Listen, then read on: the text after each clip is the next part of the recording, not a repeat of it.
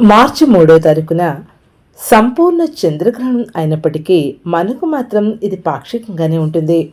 మనకు పగటిపూట చంద్రగ్రహణం ఉండటం వల్ల ఎటువంటి ఆచరణ ఉండదు. కేవలం మోక్షస్థానం చేస్తే సరిపోతుంది. అగ్నిచంద్రాం న దర్శనం రాత్రౌ న దర్శనం సౌరం అగోచరేతు నైవాస్తి స్థానదాన జపాధికం. పగటిపూట చంద్రగ్రహణం దర్శనం కాదు, అలాగే రాత్రిపూట కూడా సూర్యగ్రహణం దర్శనం కాదు. కనుక కంటికి కనిపించినటువంటి అంటే వీటిని అగోచరములు అని పిలుస్తూ ఉంటారు. అగోచరమైనటువంటి ఇటువంటి గ్రహణాలకు స్థానం, దానం, జపం, తపస్సు వంటి కర్మలు చేయాల్సినటువంటి అవసరం లేదు.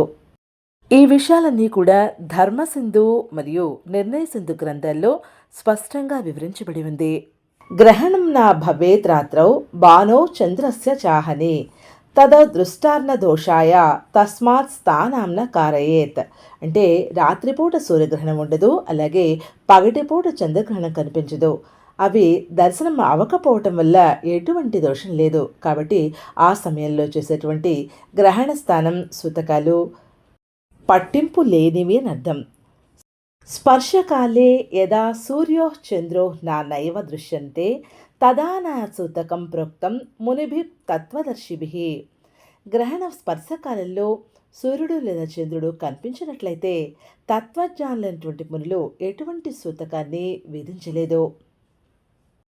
గ్రహణం ఆరంభం కనిపించకుండా మధ్య భాగం లేదా అంచభాగం కనిపిస్తే అటువంటి సందర్భంలో ఉదయించినటువంటి దర్శనమైన క్షణం నుంచి సూతకం ప్రారంభమవుతుందంటారు. అంటే గ్రహణ మోక్షం అయిన తర్వాతే స్నానాన్ని చేయాలి, అంటే అంత్యంలో స్నానం చేయాలి. అందువల్ల ఈ గ్రహణానికి సంబంధించినంత వరకు ఆచరణ కేవలం మోక్షకాల స్నానం చేస్తే సరిపోతుంది.